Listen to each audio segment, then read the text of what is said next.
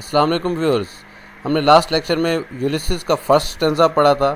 یولیسز was written by Alfred Lord Tennyson who was Victorian poet and poet laureate. انہوں نے یولیسز اس وقت لکھی تھی ٹینیسن نے جب وہ پوئٹ لائریٹ نہیں بنے تھے. انہوں نے یولیسز کو بلینک ورس میں لکھا تھا اور اس کی پوئٹک فارم میں ڈرامیٹک مونولاگ جیسا کہ رابرٹ برونگ ڈرامیٹک مونولاگ لکھا کرتے تھے.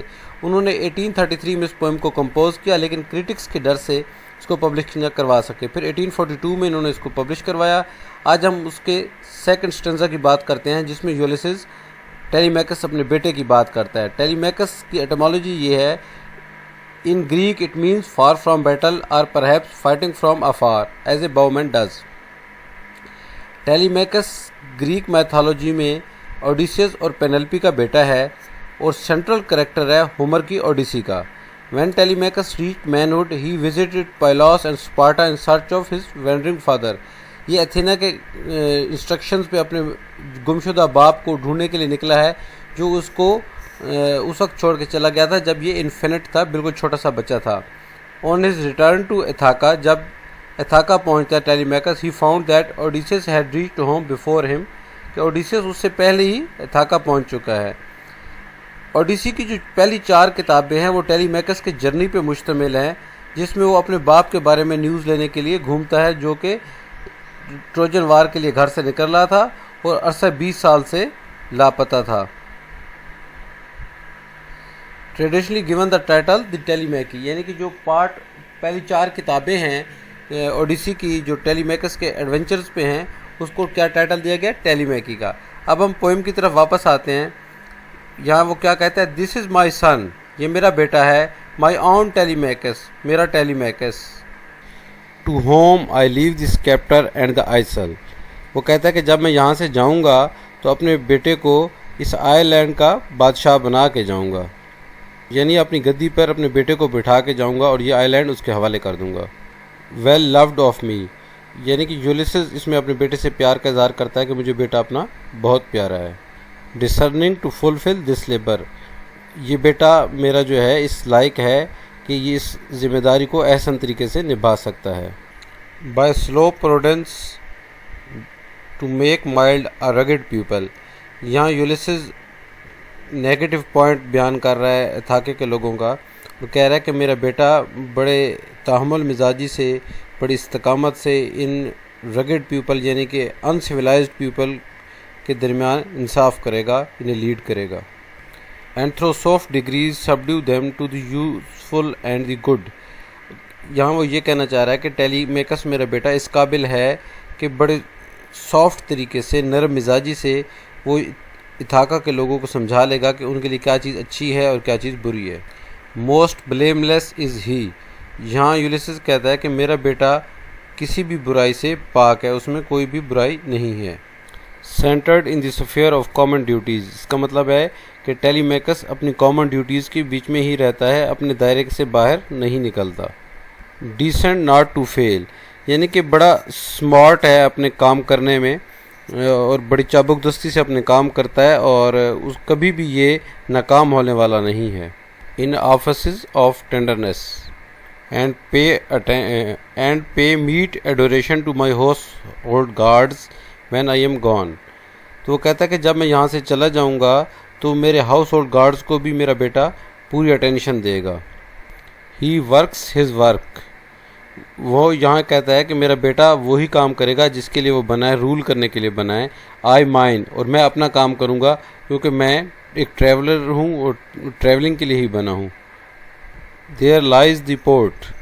اب وہ کہتا ہے کہ پورٹ کی طرف دیکھتا ہے اور کہتا ہے کہ یہاں پورٹ موجود ہے. دی ویسل پفس ہر سیل. ویسل کا مطلب بحری جہاز ہے، یہ جہاز کہہ لیں آپ. تو وہ کہہ رہا ہے جہاز پہ ایئر بلو کر رہی ہے اسے، یعنی کہ ایسا محسوس ہو رہا ہے جیسے اس کو وہ ہوا بلا رہی ہو ٹریولنگ کے لیے. اور وہ ہوا کہاں بلا رہی ہے؟ There gloom the dark broad seas, ایک وسیع گلومی ڈارک سمندر میں. مائی میرینرز، یعنی میرے وہ کمپینین جو میرے ساتھ سمندر میں سفر کرتے ہیں، یولیسز کے ساتھی.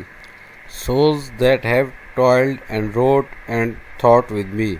وہ اپنے ساتھی میرنرز کے بارے میں کہتا ہے کہ انہوں نے بھی میرے ساتھ نئی چیزوں کو سرچ کیا ہے اور میرے ساتھ ہی ان چیزوں کو جانا ہے کہ ان کی روحیں بھی میرے تخیل کے ساتھ پرواز کرتی رہی ہیں کسی بھی چیز کو جاننے کے لیے. That ever with a frolic welcome took the thunder and the sunshine. اس نے کہا ہم نے ہر چیز کو بڑی خوش اسلوبی سے ویلکم کیا، چاہے وہ تھنڈر تھا، چاہے سن شائن تھی، چاہے سورج کی شعائیں تھیں، چاہے طوفان تھے. یعنی کہ سن شائن گڈنس کی علامت ہے اور تھنڈر جو ہے مشکلات کی علامت ہے. ہم سب نے مل کے ہر قسم کی مشکلات کو بڑی خوش اسلوبی سے فیس کیا. And opposed free hearts free foreheads, یعنی کہ ہم نے ہر پریشانی، ہر مشکل کا کھلے دل سے اور خندہ پیشانی سے سامنا کیا. You and I R old, یہاں جو یولیسز ہے وہ ایکسیپٹ کر رہا ہے اپنے بڑھاپے کو اور اپنے دوستوں کو کہتا ہے کہ تم اور میں اب بوڑھے ہو چکے ہیں. لیکن اگلی لائن میں پھر آپ اس کا پیشن دیکھیے کیا کہتا ہے اگلی لائن میں. Old age hath yet his honour and his toil, کہ اس بوڑھی عمر میں بھی، جب ہم بوڑھے ہو چکے ہیں، اس عمر میں بھی ہم آنر کو حاصل کر سکتے ہیں، سرچ کر سکتے ہیں.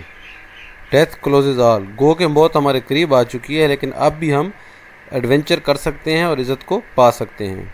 But something at the end some work of noble note may yet be done.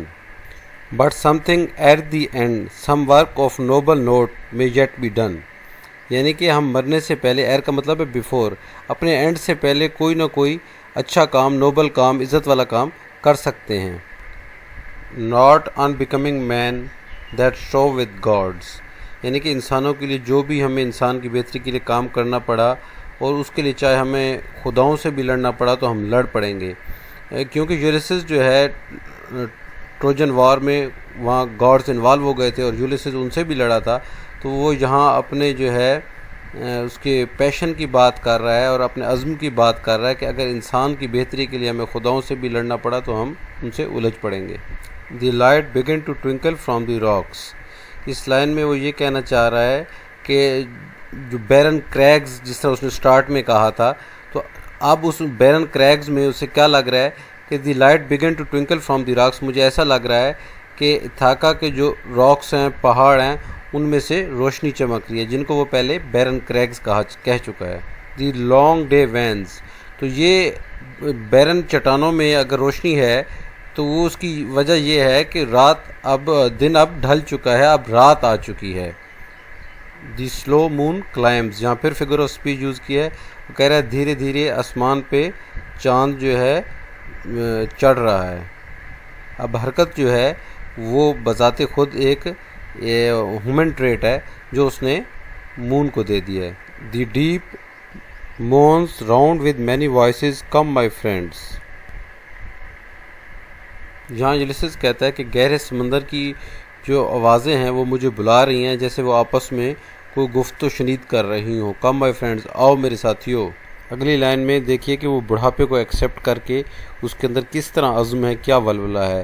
Is not too late to seek a newer world, کہ ابھی بھی دیر نہیں ہوئی ہے، ہم ایک نئی دنیا کی سرچ میں نکل سکتے ہیں، ہم ایک نئی دنیا کو سرچ کر سکتے ہیں. پش آف، اب کہتا ہے دھکا دے دو جہاز کو، اور یہ دھکا کس لیے دینا ہے. And sitting well in order smite the sounding furrows, اپنے سیلرز کو کہتا ہے کہ اب دھکا دو اور جہاز کو اب چلاؤ کسی نئے مشن پہ، جس طرح وہ کہہ رہا ہے چلتے ہیں. For my purpose holds to sail beyond the sunset and the baths of all the western stars until I die. ان لائنز میں یولیسز کہتا ہے کہ میں اس ڈوبتے ہوئے سورج کے پار جانا چاہتا ہوں اور اتنا دور جانا چاہتا ہوں جتنا دور میں جا سکتا ہوں. وہ یہ سفر کب تک جاری رکھنا چاہتا ہے. انٹل آئی ڈائی، وہ کہتا ہے اس وقت تک یہ سفر جاری رکھنا چاہتا ہوں جب تک میں مر نہ جاؤں. It may be that the gulfs will wash us down, Ulysses کو ایسے لگتا ہے جیسے لہریں جو ہیں ان کے جہاز کو ڈبا دیں گی. اور یہ دیکھ کے جہاں اسے لگ رہا ہے کہ لہریں اس کے جہاز کو ڈبو دیں گی، وہاں مزید اس کی سوچ کیا کہتی ہے. It may be we shall touch the Happy Isles, تو کہتے ہیں مرنے کے بعد بھی یہ ممکن ہے ہیپی آئلز، یعنی کہ ہم کسی ایسے آئی لینڈ میں جائیں جہاں ہماری سوچوں پہ رحمت ہو جائے. See the great Achilles whom we knew, اور کہتا ہے ممکن ہے ہمیں وہ اکلیس مل جائے جو ٹروجن وار میں مر گیا تھا جسے ہم کھو چکے ہیں. اینڈ ہوم کیا کہتے ہیں, ہوم وی نیو, اور وہ ایکلس جس کو ہم جانتے ہیں. ایکلس تمام واریئر میں سے گریس کی طرف سے بہت بڑا واریئر تھا, اور یہ ہومر کی ایلیٹ کا سینٹرل کریکٹر ہے ایکلس. اور ہم اس پوئم سے ہٹ کے آپ کو اگر بتانا چاہیں تو ایکلس جو ہے وہ کیسے مرا تھا. وہ بہت بڑا جنگجو تھا اور کوئی بھی اسے ڈیفیٹ نہیں کر سکتا تھا. تو پھر اس کے مخالفوں نے یہ سرچ کیا کہ اس کی پوری باڈی میں جو ویک پوائنٹ ہے وہ ایکلسس ہیل ہے. یہ ایک ایڈیومیٹک فریز بھی ہے. انہوں نے سرچ کیا کہ اس کی ایڑی میں جو ہے وہ سپاٹ ہے جہاں اگر کوئی چیز چبو دی جائے یا تیر وغیرہ مارا جائے تو ایکلس مر جائے گا. تو انہوں نے اس کو ویسے تو شکست نہ دے سکے اور اس کے ویک پوائنٹ پہ اٹیک کیا اور ایکلس مر گیا. دو مچ از ٹیکن مچ ابائڈز. یہاں یولیسز کہتا ہے کہ عمر رفتہ یعنی کہ بڑھاپے کی وجہ سے ہماری کچھ صلاحیتیں ہیں جو ماند پڑ گئی ہیں, لیکن کچھ اب بھی باقی ہیں. یعنی کہ وہ حوصلہ کہیں بھی نہیں ہارتا. And though we are not now that strength which in old days moved earth and heaven. Ulysses کہتا ہے کہ اب ہم میں وہ مردانہ قوت موجود نہیں ہے جیسا کہ جوانی میں ہم تھے. اب ہم وہ کام نہیں کر سکتے جو ہم جوانی میں کرتے تھے جس پاور کے ساتھ. وہ پاور اب ہم میں نہیں رہی. اب ہم دنیا کو بدل دینے والے کام نہیں کر سکتے. اب ہم جنت اور جہنم کو اس کی جگہ سے نہیں ہلا سکتے. یعنی کہ جوانی میں تو انسان کا اتنا جذبہ ہوتا ہے کہ وہ جنت اور جہنم کو ہلا دینے سے مراد یہ ہے کہ وہ کام کر سکتا ہے جو بظاہر ناممکن نظر آتے ہیں. لیکن دیکھیے اگلی ہی لائن میں اس کا حوصلہ بحال ہو جاتا ہے. کیا کہتا ہے, دیٹ وچ وی آر, ہم وہی ہیں جیسے ہم پہلے تھے. اگلی لائن میں مزید جذبہ دکھاتا ہے, one equal temper of heroic hearts, کہ ہمارے اندر وہی دل ہیں جو کہ ہیرو تھے, جن میں جذبہ تھا کام کرنے کا. وہی ٹیمپر ہمارے اندر اب بھی موجود ہے. یعنی کہ ہماری فطرت نہیں بدلی. یعنی جو لوگ جوانی میں بہادری کی نیچر رکھتے ہیں بڑھاپے میں بھی وہی رکھتے ہیں. یہاں سے ہم یہ مطلب لے سکتے ہیں. اور انسان کی یعنی کہ نیچر نہیں تبدیل ہوتی. پھر اگلی لائن میں دوبارہ جو ہے وہ واپسی آتا ہے, اپنے جو ہے جذبات کو بحال کرتا ہے. Made weak by time and fate. پہلے ریئلٹی کی بات کرتا ہے کہ یہ تو ممکن ہے ہماری باڈی کو, ہماری فزیکل سٹرکچر کو وقت نے جو ہے اور قسمت نے بدل دیا ہے ہو اور اس کو کمزور کر دیا ہو, بٹ اسٹرانگ ان ول. لیکن ہماری ول پاور ابھی تک جو ہے سلامت ہے. ہم کچھ کرنے کا عزم رکھتے ہیں.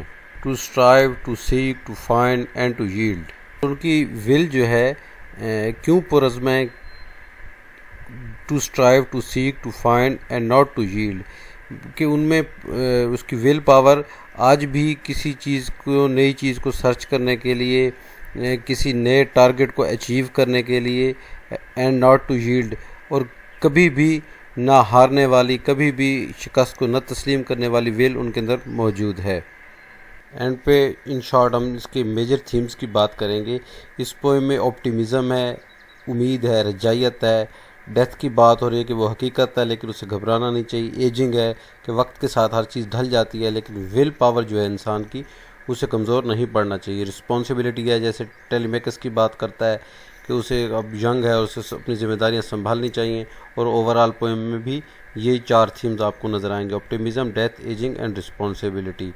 ویورز, آپ کو ہمارا لیکچر پسند آئے تو لائک کیجئے. اگر آپ کو ہمیں کچھ گائیڈ لائن دینی ہے تو کمنٹ باکس میں اپنی اوپینین دیجئے تاکہ ہم اپنے مزید لیکچرز کو بہتر بنا سکیں. نیکسٹ آنے والے لیکچرز تک اپنی ایکسیس کے لیے ہمارے چینل کو سبسکرائب کیجئے. اللہ حافظ.